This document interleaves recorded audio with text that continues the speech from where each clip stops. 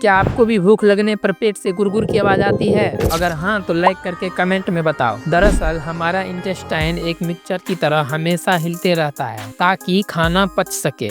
इस प्रोसेस को पेरिक्लेसिस कहते हैं। इस प्रोसेस के दौरान जब हमारा पेट भरा होता है तब खाना उस आवाज को दबा देता है, पर जब पेट खाली होता है तब वहाँ सिर्फ हवा और पानी बचता है। खाली पेट में जब पानी टकराता है तो ये आवाज इको करके हमें सुनाई देता है। यही वजह से हमें पेट से गुरगुर की आवाज आती है। ऐसी और साइंटिफिक फैक्ट्स के लिए सब्सक्राइब फॉर मोर।